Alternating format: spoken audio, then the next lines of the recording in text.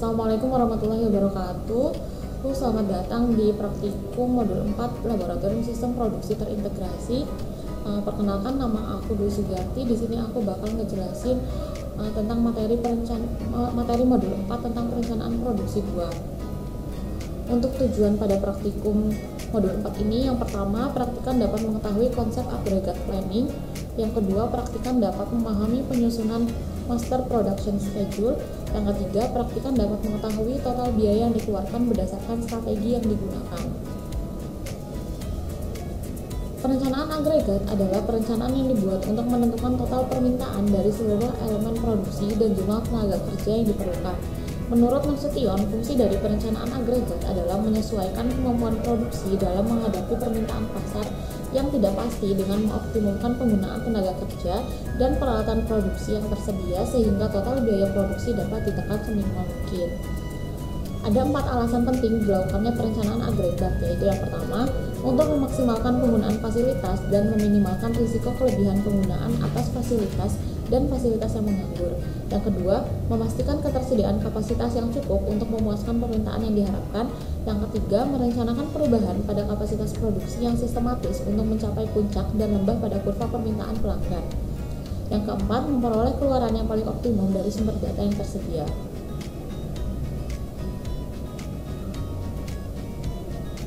Terdapat 3 strategi dasar dalam perencanaan agregat berdasarkan trade-off antara biaya yang berkaitan dengan kapasitas produksi, biaya inventory, dan biaya backlog.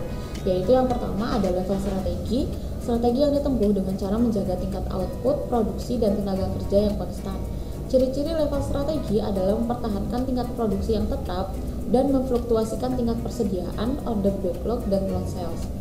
Lalu yang kedua ada case strategi yang digunakan untuk mencapai tingkat output bagi setiap periode yang memenuhi peramalan permintaan untuk periode tersebut. Ciri-ciri case strategi adalah memadankan tingkat produksi dengan tingkat permintaan, menambah atau mengurangi tenaga kerja sesuai dengan tingkat permintaan dan jumlah tenaga kerja, tetapi jam kerja tidak tetap. Lalu selanjutnya yang ketiga ada mix strategi. Strategi ini merupakan kombinasi antara level strategi dan case strategi. Ciri-ciri mix strategi adalah menggabungkan tingkat produksi dengan tingkat permintaan tetap dan menggabungkan dari 2 metode level dan case tingkat persediaan, order backlog, dan loss sales.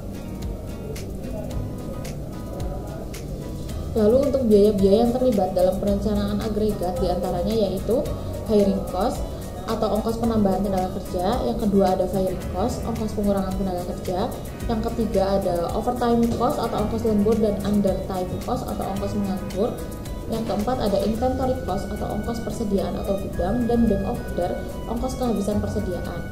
Yang kelima ada subkontrak cost atau ongkos subkontrak. Lalu untuk jadwal induk produksi adalah membuat spesifikasi mengenai apa yang akan dibuat.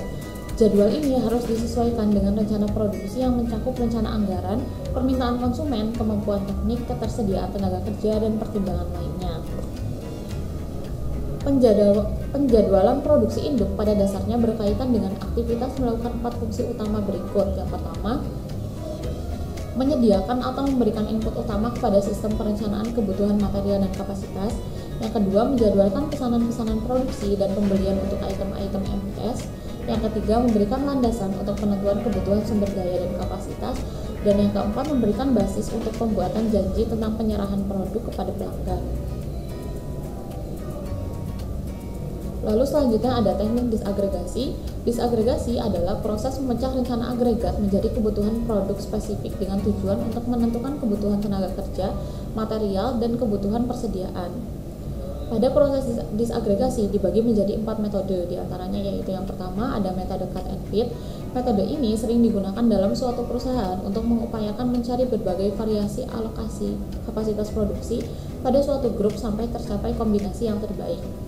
Yang kedua ada metode hack and return.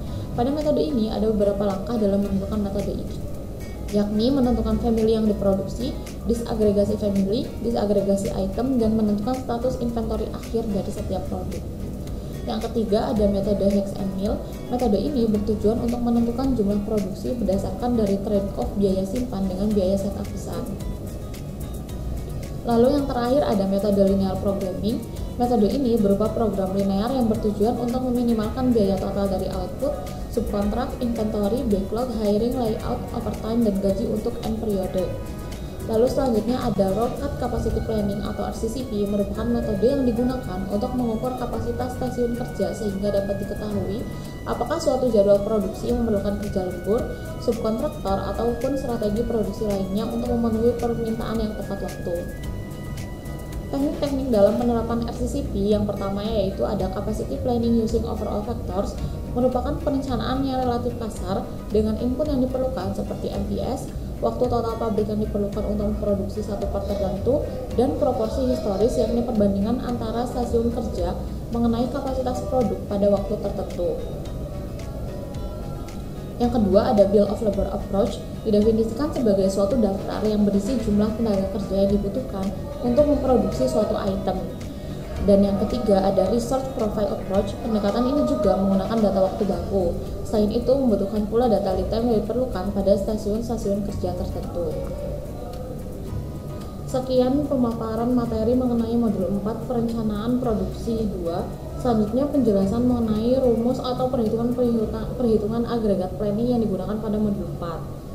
Jadi pada modul 4 ini data yang dibutuhkannya itu ada demand, lalu produk per pekerja. Jadi di sini itu maksudnya produk yang dihasilkan oleh tiap pekerja yaitu 5. Untuk hiring cost-nya yaitu 600.000. Hiring cost itu biaya untuk merekrut pekerja tiap orangnya. Layoff cost itu biaya untuk memberhentikan tenaga kerja untuk tiap orangnya sebesar 1.500.000. Labor cost itu biaya tenaga kerja yaitu sebesar 60.000 per orang. Untuk holding cost itu yaitu biaya simpan per unit sebesar 5.000. Lalu ada worker available atau tenaga kerja periode sebelumnya yaitu sebanyak 8 orang. Di sini kita akan menghitung 3 strategi yaitu level strategi, case strategi, dan mix strategi. Yang pertama yaitu ada level strategi. Di level strategi ini untuk worker needed-nya itu pasti sama pada tiap periode. Untuk tiap periodenya atau hari kerja dalam satu bulan, pada bulan Februari yaitu 21 hari, pada bulan Maret yaitu 20 hari, dan pada bulan April 18 hari. Lalu untuk unit per worker di sini itu didapatkan dari hari kerja dalam satu bulan dikali produk per pekerja tadi, dikali produk per pekerja. Untuk demand di sini itu dari demand yang sudah diketahui. Untuk worker needed ini didapatkan dari rata-rata demand dibagi rata-rata unit per worker. Jadi sebelum mencari worker needed di sini kita harus mencari rata-rata demand dan rata-rata unit per worker terlebih dahulu. Sehingga didapatkan worker needed pada bulan Februari yaitu 9 orang. Jangan lupa untuk di round up agar hasilnya pembulatan. Lalu selanjutnya untuk worker available atau tenaga kerja pada periode sebelumnya itu yaitu 8 orang. Sedangkan worker needed di sini itu 9 orang. Sehingga untuk worker hiring ini didapatkan dari worker needed dibagi worker available ditambah absolute worker needed dikurangi worker available dibagi 2. Sehingga didapatkan untuk worker hiring pada bulan Februari yaitu sebanyak 1 orang. Selanjutnya untuk hiring cost ini didapatkan dari hiring cost dikali worker hiring. Untuk worker layoff, karena pada bulan Februari ini kita sudah melakukan perekrutan tenaga kerja, maka tidak ada kegiatan pemberhentian tenaga kerja. Jadi untuk worker layoff di sini itu 0. Worker layoff di sini itu bisa didapatkan dari worker available dikurangi worker needed ditambah absolute worker available dikurangi worker needed dibagi 2. Nah, untuk layoff cost sendiri, layoff cost di sini itu didapatkan dari layoff cost dikali worker layoff.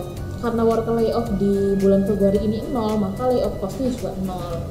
Lalu untuk worker use di sini itu sama dengan worker needed. Jadi kalau misalkan worker needednya 9, berarti worker use-nya juga 9. Lalu untuk labor cost ini didapatkan dari labor cost dikali worker use dikali hari kerja dalam 1 bulan. Nah, untuk unit produksi di level strategi ini didapatkan dari perkalian produk per pekerja dikali hari kerja dalam 1 bulan dikali worker use. Untuk net inventory ini didapatkan dari unit produksi dikurangi dengan demand. Nah, jika net inventory hasilnya minus seperti pada bulan April ini, maka net inventory-nya diganti 0. Jadi bisa diganti dengan 0.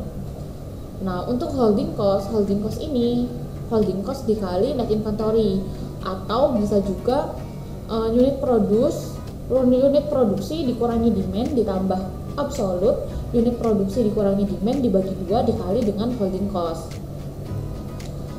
Jadi untuk yang net inventory-nya 0, maka holding cost-nya juga 0. Setelah itu di total biaya pada tiap bulannya.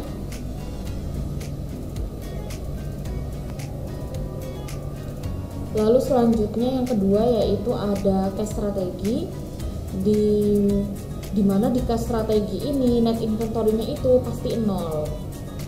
Nah, untuk perhitungan unit per worker di sini itu masih sama, yaitu produk per pekerja dikali hari kerja dalam 1 bulan.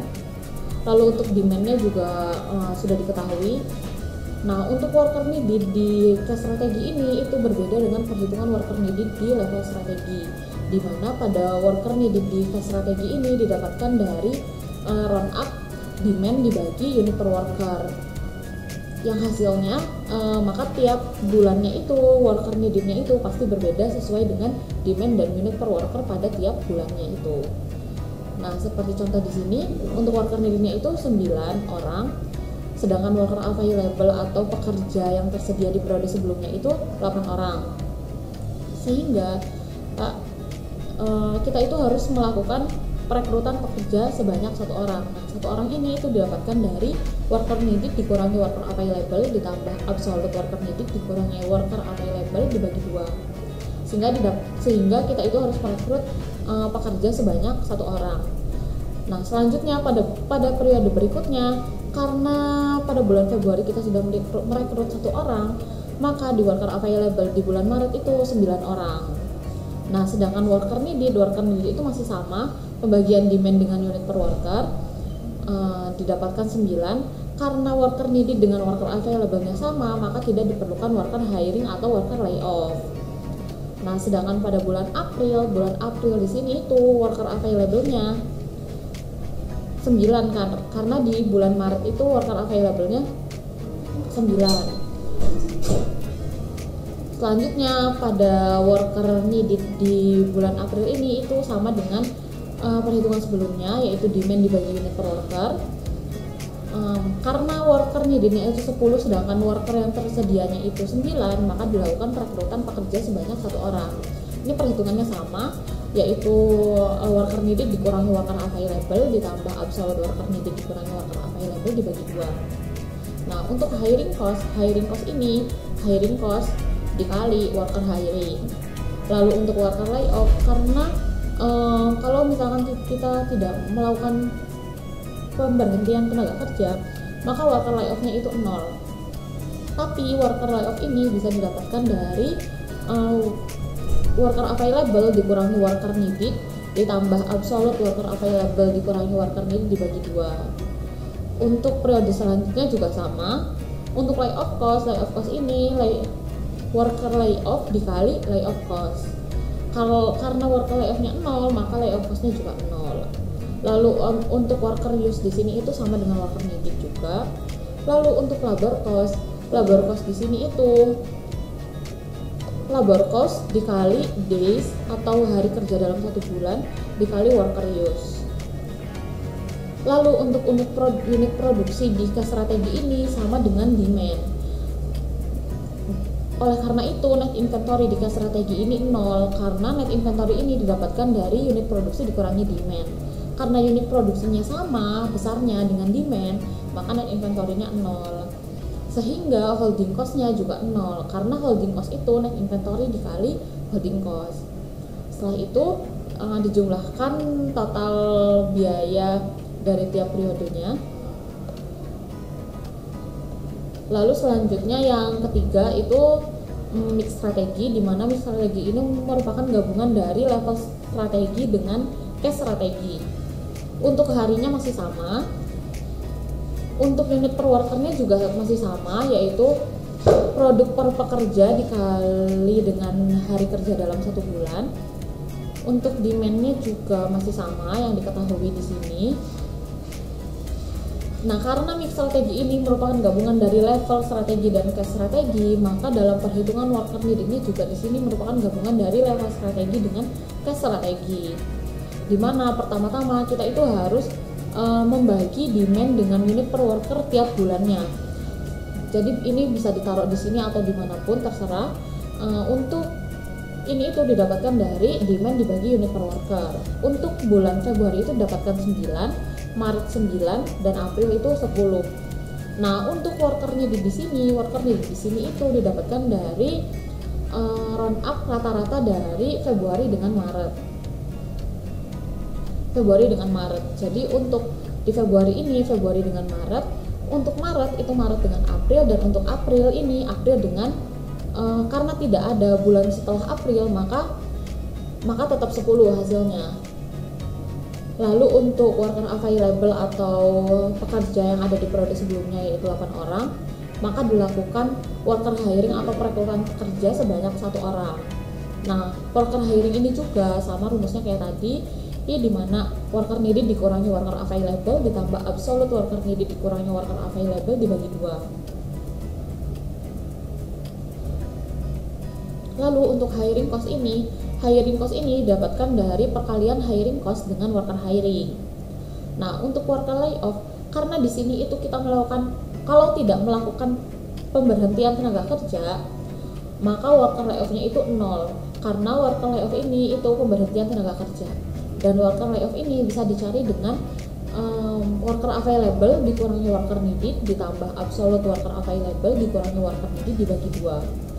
Untuk layoff cost sendiri, layoff cost ini didapatkan dari layoff cost dikali worker layoff. Kalau misalkan worker layoff-nya 0, maka layoff cost-nya juga 0. Lalu untuk worker use di sini juga masih sama. Worker use itu sama dengan worker needed. Lalu untuk labor cost dikali hari kerja dalam 1 bulan dikali worker use. Nah, untuk unit produksi di sini itu sama dengan level strategi, di mana produk per pekerja dikali hari kerja dalam 1 bulan dikali worker needed. Selanjutnya untuk net inventory itu unit produksi dikurangi demand. Jika net inventory-nya minus, maka diganti dengan angka 0. Setelah itu holding cost ini didapatkan dari holding cost dikali net inventory atau unit produksi dikurangi demand ditambah absolute unit produksi dikurangi demand dibagi 2 dikali holding cost. Setelah itu dijumlahkan total biaya tiap periodenya.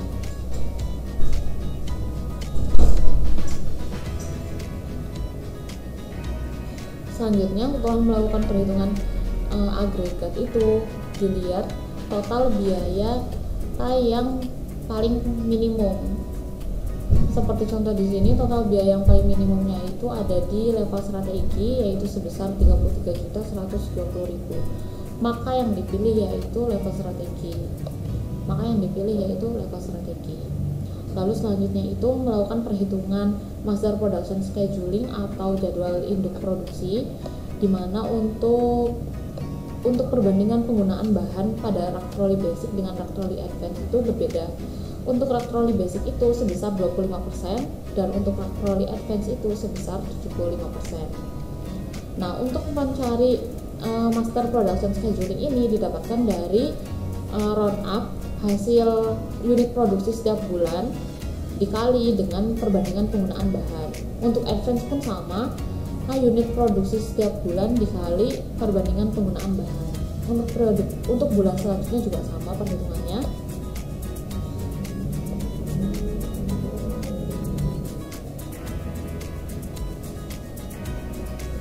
Lalu setelah diketahui master production scheduling untuk tiap bulannya, maka dilakukan perhitungan Rocade Capacity Planning, di mana Rocade Capacity Planning ini digunakan untuk memvalidasi apakah master production schedule yang telah diperoleh sudah valid atau kapasitas yang tersedia sudah dapat tercukupi atau tidak. Di mana pada perhitungan SCCP ini itu dibutuhkan data worker needed, hari kerja dalam 1 bulan, dan total waktu untuk tiap workstation, di mana pada pembuatan rak troli ini itu terdapat 6 workstation, yaitu yang pertama pembuatan pola, yang kedua pemotongan material sesuai pola, yang ketiga penghalusan, yang keempat pengecatan, yang kelima perakitan dan inspeksi, dan yang keenam yaitu inovasi. Karena di perhitungan agregat tadi yang paling kecil itu level strategi, maka worker needed yang digunakan itu worker needed yang ada di perhitungan level strategi.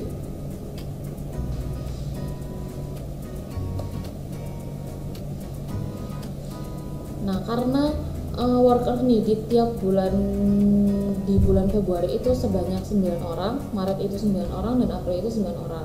Tapi ini itu buat seluruh workstation. Jadi untuk tiap workstationnya itu harus dibagi lagi. Di sini itu diasumsikan bahwa untuk workstation 1 itu jumlah tenaga kerjanya itu 2 orang, workstation 2 itu 2 orang, workstation 3 orang, workstation 4 1 orang, workstation 5 1 orang, dan workstation 6 1 orang. Lalu untuk jam tersedia per harinya itu 8 jam. Jadi yang pertama itu untuk melakukan perhitungan RCCP yaitu menghitung kapasitas tersedia tiap workstation terlebih dahulu. Nah, kapasitas tersedia ini didapatkan dari perhitungan jumlah tenaga kerja dikali hari kerja dalam 1 bulan dikali jam tersedia per hari. Untuk workstation lain juga sama perhitungannya. Lalu untuk kapasitas yang dibutuhkan untuk tiap workstation, kapasitas yang dibutuhkan ini itu di round up perkalian dari unit produksi setiap bulan truck trolley advance dikali dengan total waktu pada workstation. Jadi kalau misalkan mencari kapasitas yang dibutuhkan di workstation 1, jadi waktunya yang dipakai workstation 1. Kalau misalkan kapasitas yang dibutuhkan di workstation 2, maka waktu yang dikali di sini itu total waktu di workstation kedua.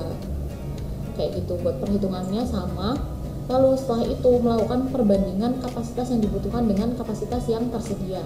Seperti contoh di sini pada workstation 1 bulan Februari, kapasitas yang dibutuhkannya itu 161 jam. Sedangkan kapasitas yang tersedianya itu 336 jam. Maka kapasitas yang tersedia itu dapat memenuhi kapasitas yang dibutuhkan. Maka keterangannya itu memenuhi. Lalu untuk workstation 2 pada bulan Februari, di mana kapasitas yang dibutuhkannya itu 482 jam, sedangkan kapasitas yang tersedia itu 336 jam. Di mana kapasitas yang dibutuhkannya itu lebih besar dari kapasitas yang tersedia, sehingga tidak memenuhi. Nah, setelah itu karena tidak memenuhi, berarti di workstation ini itu harus dilakukan penambahan kapasitas pada workstation 2. Yaitu dengan melakukan penambahan tenaga kerja dan penambahan jam kerja lembur agar dapat memenuhi kapasitas yang dibutuhkan. Lalu setelah itu dibuat grafiknya perbandingan kapasitas dibutuhkan dengan kapasitas tersedia untuk tiap workstation pada tiap bulannya. Sekian pemaparan materi modul 4. Wassalamualaikum warahmatullahi wabarakatuh.